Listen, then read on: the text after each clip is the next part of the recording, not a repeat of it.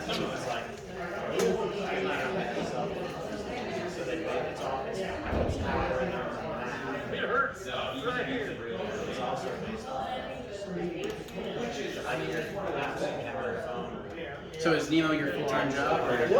Wow. So 6 counties, take care of the 6 counties. Hey, Eric. How are you, man? Good to see you.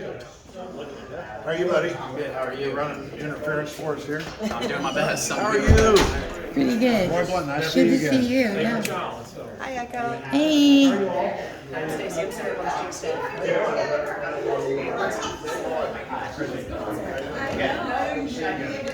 Dwayne Edmund, presiding nursery. Good. Report out under control. Well, I think so. I hope so. How are you? I'm good. I'm Dwayne's wife, Sandra. I just not been long. I'll take her. How are you, man? Good to see you. Hi, how are you? Hi, I'm good. Good. Boys, what nice to see you. Megan Weber. Hey, Megan, how are you? Hi, I'm Lisa How you Becker. doing? Good. How are you? Good, how are you? How you doing? What do you have in mind? We're just have everybody have a seat. Let's have a talk.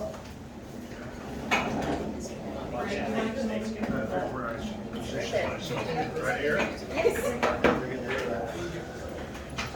See, Sarah keeps pretty close tabs on you. Yeah, so welcome to NEMO RPC in Scotland County. I know you're making your rounds through our region. We support the 6 counties of Northeast Missouri, so a lot of these stakeholders are county stakeholders, business stakeholders, the hospital.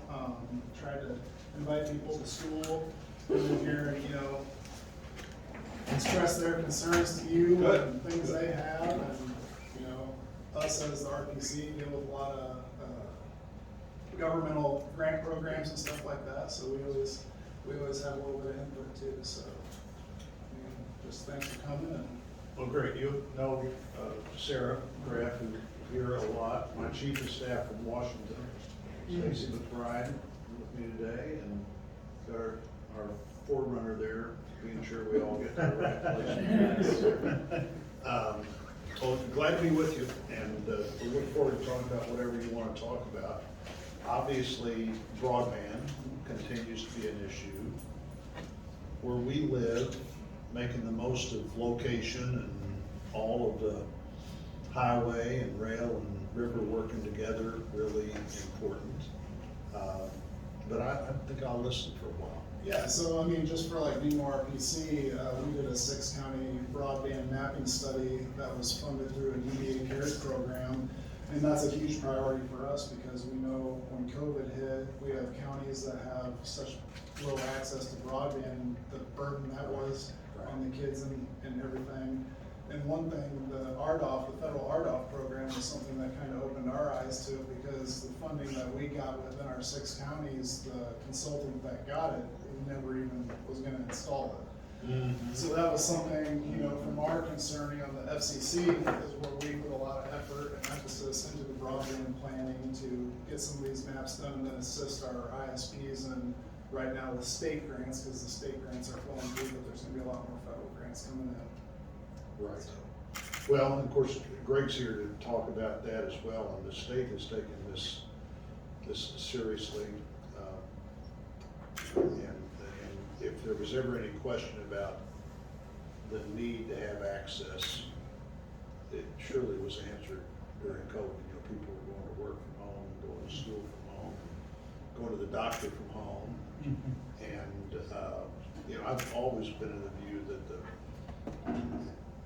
high-speed broadband access, at least, is important now as the telephone was 75 years ago. We need to make the same commitment for it to be affordable as well as available if you need it.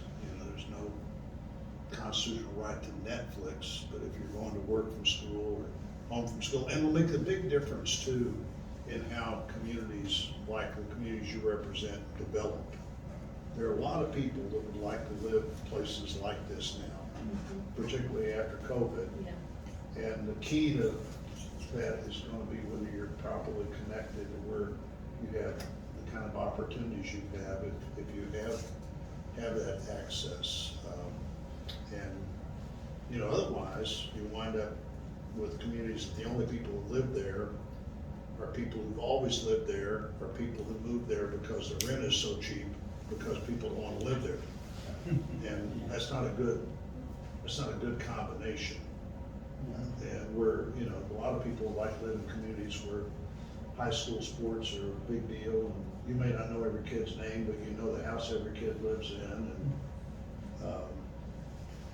what happens in the community matters, and people, I think there was a real, as people got isolated, there became a real hunger for the kind of connectedness that places like this can provide. But I think an incredibly important key to whether that works or not is the ability to have the job opportunities or economic opportunities you have if you're connected. Yeah, and you know, the real struggle with areas like, we're a very rural RPC, and you know, when the state and local fiscal recovery funds came from the American Rescue Plan, I mean, what we struggle with is there's a huge push for equity and inclusion, but like in the rural areas, especially on the broadband aspect, you need more funding where there's less population to get the access, rather than less, you know, because a lot of the funding is based on population. So that's the struggles that the rural America, I think, is really going to deal with moving forward, especially after these funds that came down. Is, you know, bridging that gap. You have the populated areas that got a lot of money based on the population of their city or county, and a lot of their infrastructure is easily funded through tax revenue and whatnot. So, like a lot of these programs that we have coming through on broadband or transportation that are kind of population focused, that's where we're going to really struggle with rural America moving forward and kind of bridge those I think gaps. a lot of that is also, there's some particular rural money there. Mhm. But as you pointed out, FCC maps that actually reflect the need as opposed to what some other company says they are able to serve, that they're really not serving or really not interested in serving. And then when you do allocate that rural money, you allocate it to people who will actually do the work. Mhm. And, you know, we've been heavily on the FCC on this topic. I was particularly displeased with one of the allocations, one of the big ones, and said, look, you know, I don't, if this works, fine, but if it doesn't work, I don't want that money to go back into the general pool to be redistributed. I want you to figure out how to spend it in Missouri. And so far, they've sworn that that's what they'll do, but I won't be there to see whether they do it. Yeah, and this one thing I wish they'd take a bigger emphasis on local providers. I know competition's great, but like the company that bid on all the census tracts in our area was from Nevada or something. When we had two local providers that they were bidding on them, but they got bid down so low that they couldn't even, you know, win the bid. So it's with an emphasis on the local, because you know they employ people here, they hire people here. That's if there's any emphasis that can be placed on that, would be huge, I think. Was one of your bidders wireless also? One of them was Mark Twain, rural telephone company. No, but So was one of the person that got it was wireless? Mark Twain was a fixed wireless company. The LTD Wireless was the company that they've been kicked out of it now. I don't think they'll ever be able to bid again, but they were bidding against a local wireless company and couldn't get it, so. Yeah. But that's, from the RDOF is really what pushed us into our efforts on the broadband side, because we saw Schuyler County, which is just straight west of us, had no funding come in at all, which means that their whole county was considered served, which we know that's not true, you know, so that's what pushed us into the broadband mapping planning stage anyway. Okay. What'd you do about school and COVID? We reinvented it. How'd that go over? It was a struggle, because we closed in March, just like the whole state did in 2020. But I mean, we made it work. I mean, I felt like our teachers actually reinvented education, you know, and it wasn't the same as in person. And then we came back the next year when a lot of urban areas did not. We did. We went back on time. We only missed 4 days that year during Thanksgiving break. We extended because we had COVID issues. I mean, a lot of it was healthy quarantine, It wasn't so much the illness as it was the healthy quarantines at the time. But we were able to do the entire school year face-to-face, in-person learning, except for those 4 days, and then we've been in ever since. And our biggest challenge, I think, is the biggest challenge for everyone is just the workforce. Just society's changed since COVID.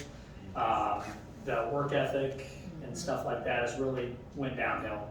And I'm not sure if that'll hopefully cycle back to more willing workers. But I mean, I think just effort, effort just across the board. I've seen you go on vacation, you go anywhere, you can get a job anywhere if you're willing to work.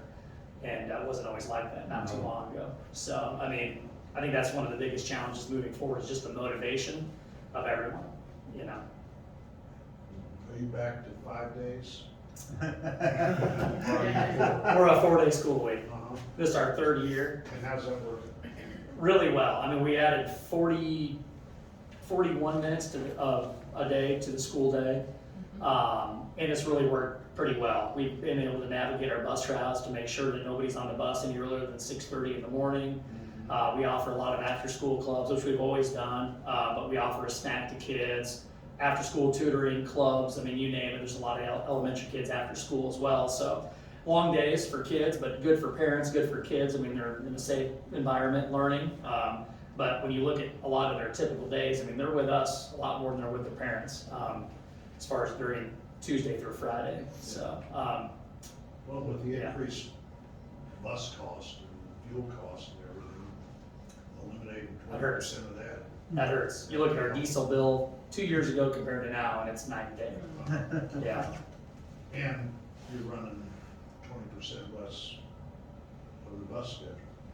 Yes, however, the fully funded transportation, let me throw a key, that was handy this year. When that starts going in through that, when they make the adjustment on that, that'll be nice to finally be fully funded at 75% of the statute. That's gonna be a nice benefit.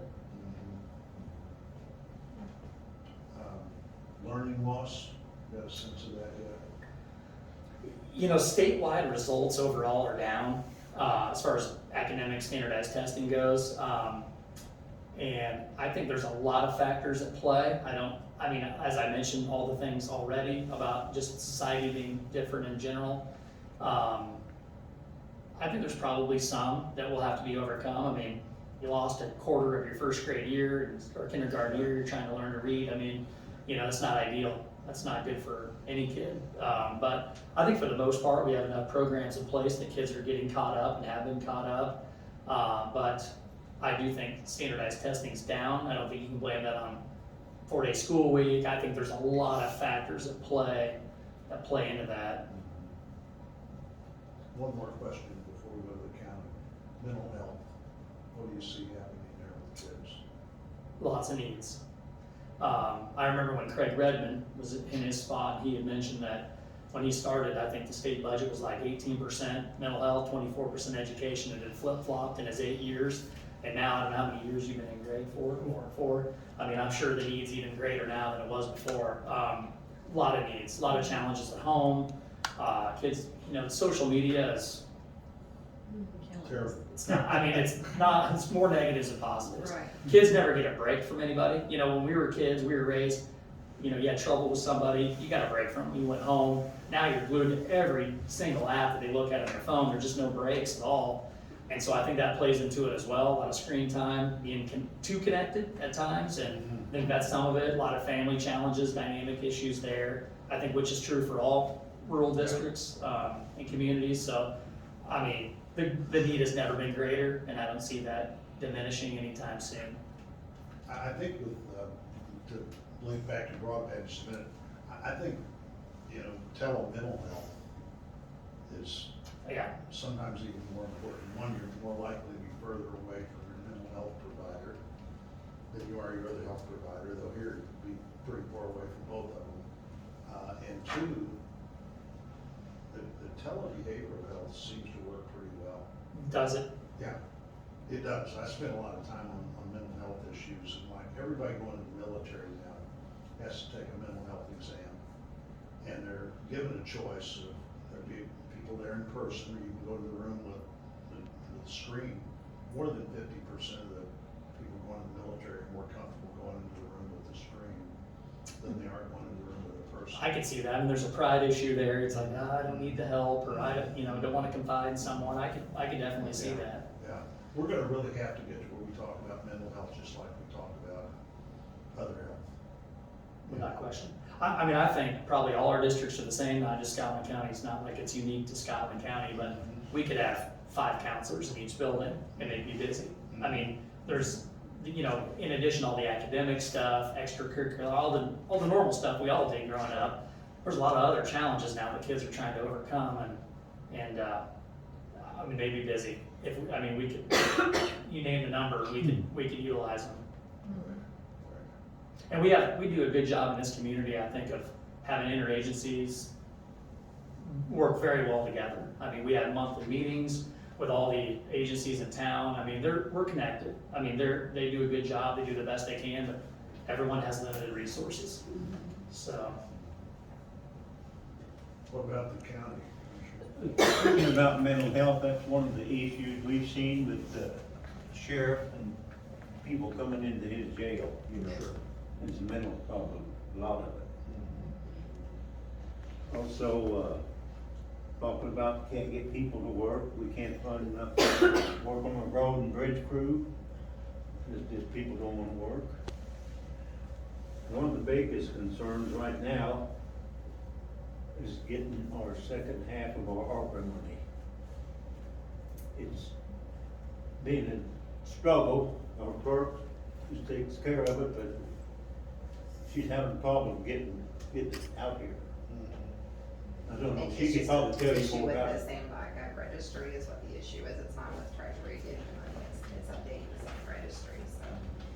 They're wanting a lot more documentation, like articles of incorporation, the initial, IRS, TIN paperwork, Right. Which I can't produce any of that, so, but that's the struggle that we're having with getting that registry updated, so we can get the second tranche of our money from Treasury. And that was with all communities, because we assisted a lot of communities, they had to get a different unique user ID number, and it was a struggle just getting people signed up in Sand.gov and getting them to be able to receive their funds. Generally, what are you doing with the money when you get it? Well, we've helped the hospital out, the ambulance district, the schools, church organizations. They had a lot of good grants for some nonprofits within the community that kind of propped them up, so that's been a lot of good work. You got anything to add, David? Well, the other thing with inflation, I mean, you guys gotta keep some of that on the back end Oh. just for some of your usual costs, because inflation is eating up your guys' budget. We did some updates in the courthouse inside. Well, the standard deduction, to allow the communities to show it as lost revenue without having to go through that entire process was a godsend for all of our communities, because most of them couldn't handle all of the paperwork as it was, so that step allowing them, to avoid all of that and then to be able to use the funds as they deemed, necessary and important, to kind of basically replace, to put it in the general revenue basically and do what needs to be done instead of specifically limited in areas that was really well received in all of our communities, I think. So Greg, on the road and bridge issues, MoDOT still is having a heck of a problem keeping people, aren't they? Oh, yeah. Yeah. Yeah, there was, and they were paying $15 an hour for CDL drivers before COVID and couldn't get them. And now they're up to 17, and, burger flippers are getting more than that. And nothing against burger flippers either, because I go to a lot of burger places. But, we're just, the downside of inflation, or I think that the day's coming where we don't even know what this cost is gonna be, because it's breaking every budget. Because it's like, we're gonna fund transportation a little more, but you are having to pay bus drivers more to get Everybody. to get them and keep them, and the same way that, it's a good thing, but, or any more than increasing the teachers' pays, we think we're going to keep putting money there, but, Well, the teacher baseline grant that we just did, that moved us from 32.5 to 38, but an unpopular decision would have been give all the new people the money, and all the veterans would have been, so we did the right thing, and gave everybody the same raise essentially, which was a big financial hit, you know, but something we had to do. Because we value the people that we have, and we wanna continue to recruit new people to the area. But, you know, like we just in federal minimum wage, or state minimum wage went from $7.60, I think, a few years ago. We're up to 12 now. 12 looks minimal, based on what you just were throwing out there earlier. But a few years ago, I mean, it was 2/3 of that. I mean, it's just skyrocketed so fast. It's hard for budgets to catch up. But dealing with MoDOT is, you know, and here we're at the end of the line. I mean, I thought Lewis County was the end of the line. We're, you know, another county. We're at the end of the line. But just the way that they do factor things, that when they've changed that, how they allocate money, we've been, you know, it was written not for a rural farming county. So we're gonna try to change that. I do think, a little bit of the stuff speaks that the people coming to power in Jeff City now, I think, are much more rural focused, which hopefully will help in the same way with MoDOT. It's just, but and they're sort of state government, that they're sort of not state MoDOT, you know, so. Yeah. Kind of like dealing with conservation department. Yeah. And it's got like that, Or their own. the current conservation department, they just point to the Constitution. Yeah, and said, and we got our money and you don't.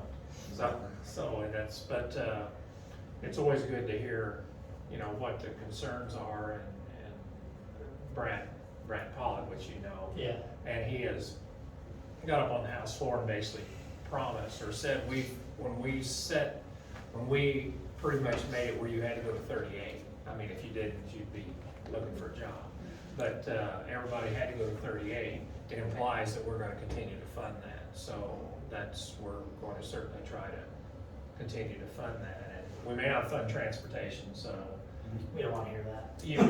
I Appreciate your honesty. But when your money shows up, wherever you spend it, for the most part, is you and your board's business. Yeah. So you local, I mean, as conservatives, we're kind of big on local control, so you all figure it out. Talking about the Missouri Department of Conservation, we don't have a conservation agent in our county Anymore. and they can't get any because they don't have enough of them taking the classes or going to school to be one. And they all want to go to the fisheries down in the south, but it's right, and it used to be, there was a waiting list. Yeah. You know, to get in there, but. Well, our guy was even in charge of the whole region. I mean, you know, that's how far it's swung. We went from having someone in charge to Right. no one at all. And now we share one with Skylar, is that correct? Yeah, I think so. So, but, anyway, we're aware, and like I told Joyce Harvey yesterday, it never hurts us to beat on us. No, she's became an advocate for rural roads. Well, and she does it the right way, and people that, you know, like say, I told the senator that we were going to RPC, and I said, well, I know where that's at. And the same way that I never even knew what RPC was 5 years ago. I mean, I thought it was some acronym for some candy bar or something. But anyway, it just, this is the good side of government, that you've got local people looking for stuff. The bridges, the bridge program. Well, it's going pretty good, yeah. It's getting better too. They've got more funding. We got some of Governor Parsons' earmarks, and of course, ours was almost every bridge. Yeah. Was old. The one that was dedicated yesterday the old one was 1936. So, and it got closed for 3 years, or whatever. So anyway, we jumped it up a year and got it at the bid and got it reopened. So it's, you know, we get pretty isolated. It's made the highway much safer. Oh, absolutely. I mean, it's just exceptionally more safe to travel on the road than it was before. And the county bridge program, that continues to work pretty well. Well, They tried to eliminate it Well, 3 times while I've been in the Senate, and Senator Casey from Pennsylvania and I managed to get it put back in every time. On one of our rural roads, we have an overhead bridge that goes over the railroad. And they closed that here about 3 months ago, but it's already in the works. We're gonna get a new one. but spend 4 or 5 years working on that, because, you're working with MoDOT and you're working with, the railroad both, and it's a slow process. But we were just informed the other day that they're getting ready to take bids on it. So, That's one my aunt was on. now, it's a $2.5 million bridge, and we don't know, we may not have enough funding for that now, the way things have went up. The cost. Yeah. Well, lumber is going back down, it's back down to the pre-pandemic rate. I don't know that steel will or can go down unless Well, I don't know either. we need to do a little something to open more competition. It'd help to have on diesel go steel. down. What? It would help to have Help diesel go diesel down. go down. It just went up 20 cents here That yesterday. possibly would help the supply chain issues that like the Lewis County REC and a lot of the RECs, to get a transformer now is, you know, very hard, and different places like that. You know, everybody's having trouble with shipping, supply chain, and it's all just backed everything up. Willing workers, I mean, all that's correlated together. Well, even if it isn't the issue, it's just giving everybody a built-in excuse. Oh, So yes. even if it might not be the issue, it's a built-in excuse of supply chain or. Because I know the county and at Lewis County too, we've had trouble getting trucks, you know, Yeah. order a truck and they, Takes a year to oh, get push one. it down the road, and we need new bucket trucks and, you know, different things like that. It's hard to get. Yeah. We were just informed the other day, if we wanted a new maintainer, it'd take a year to get one. School buses went from 90 to 120, it's a big swing. That's if you can get the chips to drive them That's off the if you lot. can get one, yeah.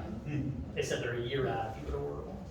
With the Ford plant in Clay Como, a truck, 60 trucks an hour, Something like that, yeah, it's pretty close to the and F-150s. they drive them to a lot and park them and take the chips out that they can't, that they don't have, take them back, put them in the trucks the next day and drive them to the lot and park them.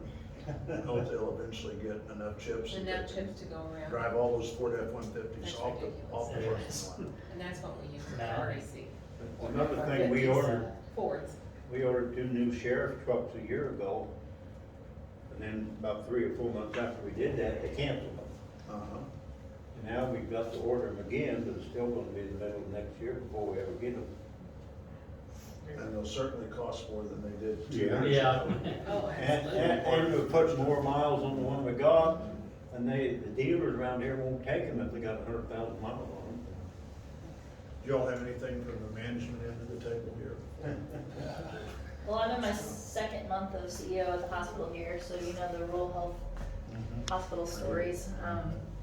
Just running tight, trying to figure out, you know, we're low on nurses, of course, and trying to find people to work and do stuff. But right now we're just trying to figure out what we don't need to outsource. A lot of that's costing us a lot of money, and what we can bring back in-house, and just trying to figure out our budget.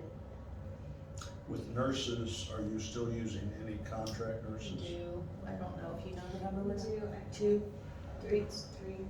I think we're down to 3. I think the highest we got up to was, let's say 6. 5 or 6. Which is a lot. I mean, you know, we were running on 12-week shifts for $400,000 a shift for 4 or 5 nurses, and it really, you know, it hurts. That's amazing. In here, that we had a nursing home that closed, and the hospital's so integral part of that nursing home. They're making an effort to see what they can do to bring And the that nursing back. home closed? Yes. Yeah. At the beginning of this Scotland year. County Nursing Home. We're it's attached, so our hospital and nursing home are attached on one campus. And so we're working with the nursing home board to see what we can do. They have until January of 23 to get it back on board in some capacity. So we're just trying to figure out what we can do. We have a whole list of grants. We talked to Derek and Chris yesterday. You know, we don't have the staff to work on grants full time, but get them to help us. We need a new EMR, electronic medical record. We need to update it so we can fix our revenue cycle and just have a lot of things going on.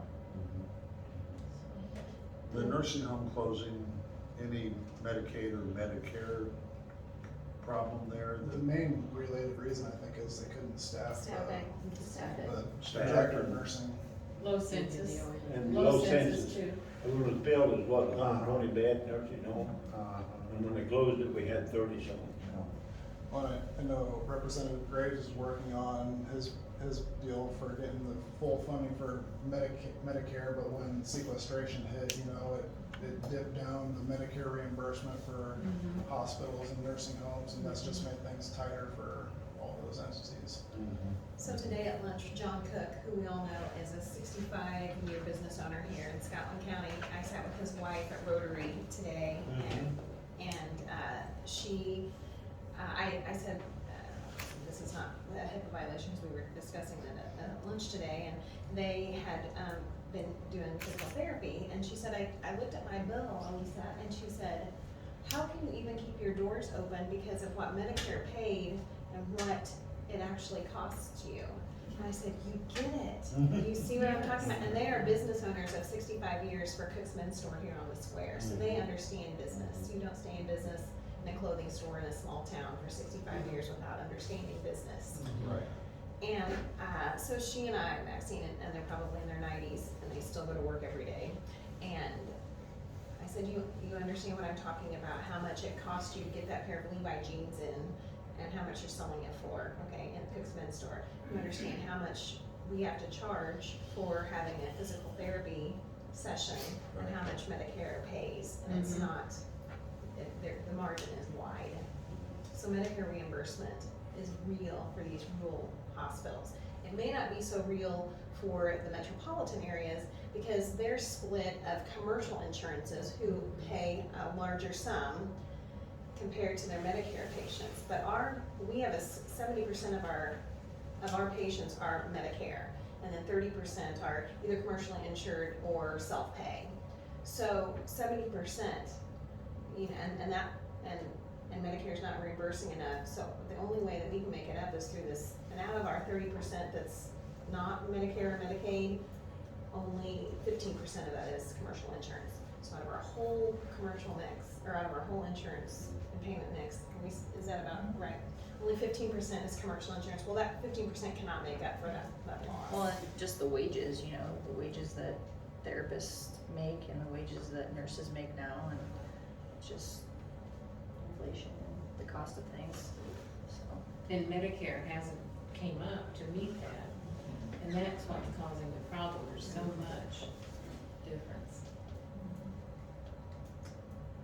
Well, it's always more fun apparently to start these new programs than it is to make the old ones work, which is obviously a mistake. Yeah. Right. So I'm glad the American Recovery Act money is working, though I thought that was a mistake too. Because actually, particularly states all had, no state really had no loss of income. But they were hell bent to send that money out, and did, and that wasn't all of the $1.9 trillion spent a year ago, but that certainly, that $1.9 trillion certainly threw the gas on the fire of inflation. And you know, these bad energy policies. Yeah. My fear on the inflation side is like they're talking, they haven't even got their second half of money, and that's a large portion of the United States, so that's money that hasn't even been spent, hasn't even been pushed into the economy. So like on the inflation side, where we're even at with that, you know, I mean, that's the scary side. Well, and you know, if you had a student loan, obviously, particularly if you were teaching and making $38,000 or whatever else, you'd like to have some relief on that. But there's another $421 billion that essentially will be free to spend in the economy. And we'll write that off. We'll move that from the credit side to the debit side of the national debt, because that was money that at least some significant percentage of it you would have expected would eventually come in, and that money will be out there too. So it's just one bad policy after another, and you know, this is, in a lot of our state, you can't afford to have an economy that slows down more than it was already slowed down. And we're gonna see that. But I've loved working for you. I've been coming to Memphis since at least 1980. And I probably won't be here as an elected official again. But I've loved working for you. I'm gonna leave it to Representative Sharp and his buddies to take care of all these issues that I haven't found a final solution to.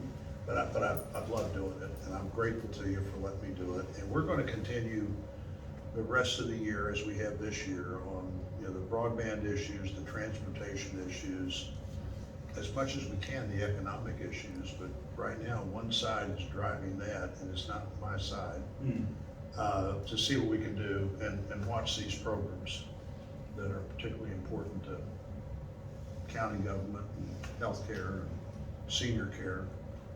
I've spent a lot of time on mental health. I do think we're making some real progress there. But there's, you know, pediatric mental health and juvenile mental health are higher areas of need than we've ever had before. And the National Institute of Health for years has estimated that 1 in 5 adult Americans has some kind of diagnosable, almost always treatable behavioral health issue. It doesn't mean 1 in 5 adult Americans gets diagnosed or treated, but is every day dealing with something that there would be better not to be dealing with every day. You know, talking earlier with Greg and others, is, you know, the ag opportunities are gonna be really good. We're in a good place to take advantage of that as the world population grows. You could see in the Ukraine, which, you know, obviously had a big export market of corn and wheat, and, you know, what in effect is just a fairly small nick in the food flow. It gives you some idea what happens if we don't figure out how to essentially double all the agricultural production of 2010 by 2060.